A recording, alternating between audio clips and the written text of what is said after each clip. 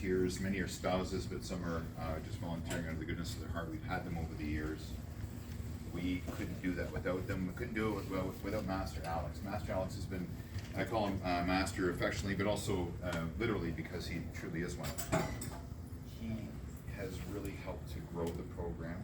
I know I was doing it originally, and I'm so grateful for that. I started, originally it was in 2016. I found out a wonderful research. I looked at, I was online, and I was like, okay, well, boxing is good for something else than just punching each other in the face.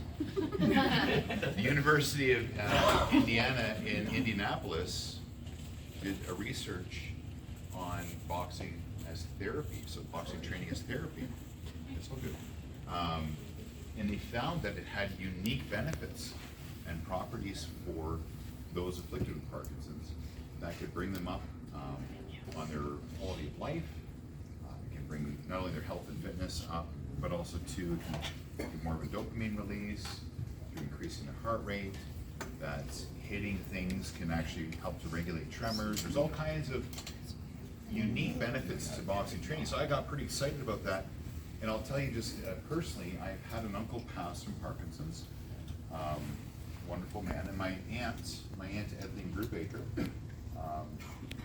so my uncle Peter, and then my aunt Edeline is one of the strongest people I've ever met, and not just because she's afflicted with Parkinson's, but she also recently had lost her husband, and she lost her license, and there's like a lot of things, but this woman keeps going and going and going, and she has a strong faith in God, which helps. I think you need to have faith in something to get up in the morning. Alone, let alone go through anything else in life.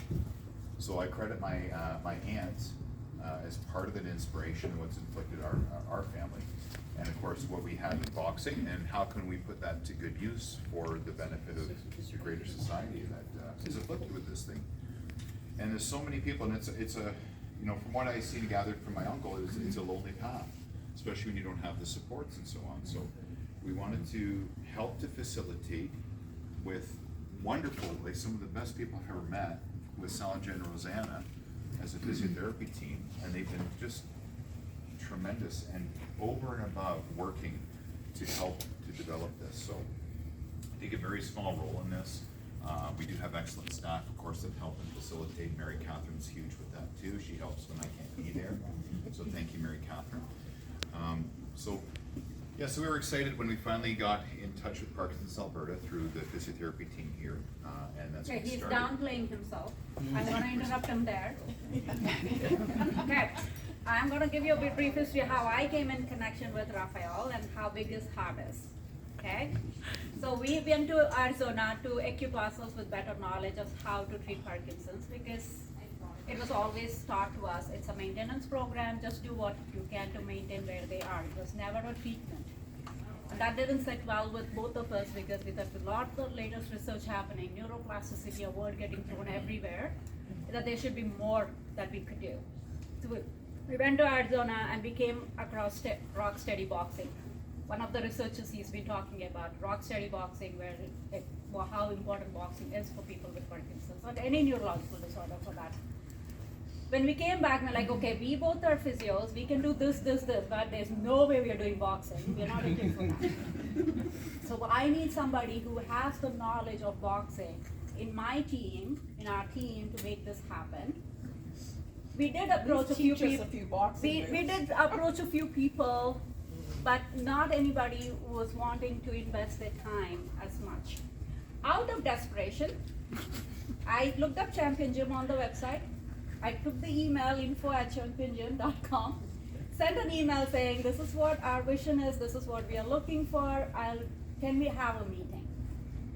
30 minutes later, this gentleman here reached out and said, when can I meet you? And that afternoon, he was So he went down to the thing, but I'm not going to let that happen, because that was in 2017. And the vision came out at 27 April, we started our group, and he has been with us through all the transitions, either him personally or his team. Never has a day gone by that we didn't have Champion Gym with us. Thank you. So, credit is all. Thank you so much. I appreciate that. obviously, just like right now, I've always needed their help to kind of guide me through, thank you. And, Yeah, we're not letting down play anything here. you're very kind. And thank you again. So it's a great collaboration, ultimately, is what it is. And with you as being part of that, until they find a cure for these diseases and disorders, we're going to keep working. And like we've talked about before, that you are the example to those around you that maybe are newly diagnosed, those that are struggling through it alone, and by your work with just on yourself, as you work with yourself and in your community, you're actually being a light to the world around you for those being afflicted by these diseases and disorders. So it's really important you keep doing what you do, because the benefit is far greater than just yourself. More than that, we've made a collaboration with Make-A-Wish Foundation. So when we're working and training here, every one of you, every time you come in for a session, whether on Zoom or in person, we're donating $3 per time. It's not much, but we want to start a trend here and get other corporate sponsorships involved. And we're going to donate that money to Make-A-Wish Foundation. So what you're doing by helping yourself is actually helping a child in need that has a severe disability, that has a disease, and may even be terminal. From what I understand, about 12% of those wanting a wish. So it's Make-A-Wish. Get a wish for them. They're about $10,000 a piece, because it might be Disney World, it might be anywhere with a family. So that money is going to them, and I think we've raised nearly a third so far of what it takes to make a wish come true for a child. So just by you participating and coming and training. So that's really exciting, and it's the first collaboration of its kind between charities, which is, we hope that will spawn some more goodwill and some more of that symbiotic relationship between other charities out there. So good on you for being able to do that, and to come in here. The more you serve yourself, so to speak, and the more you're doing better for yourself and inspiring the community, you're also helping a child in need. So God bless you for that. Another great thing, one more great thing that we have, and I'll leave you on this so we can get back to talking amongst ourselves, but we are putting on a show on November 1st. It's a boxing event, and it's called the Neurofight. It's a Champion Series event, and the Neurofight is for MS and Parkinsons. So we are raising money for MS and Parkinsons. All of the proceeds go to that. That'll be November 1st. So far as I understand, it will be at the Eastlink Center. It's a nice clean event. We had provincials there in 2017. We'll confirm that here hopefully this week, but we're hoping to make it a big event so we can raise more money for research, care, and so on, all of these things for both societies, Parkinson's, MS, and with a side, maybe the 50-50 for Make-A-Wish Foundation as part of our collaborative effort. So just again, thank you for being here. I want to get a photo with everybody after, so we can kind of push that with the city. I really want the city to really embrace what we're doing here.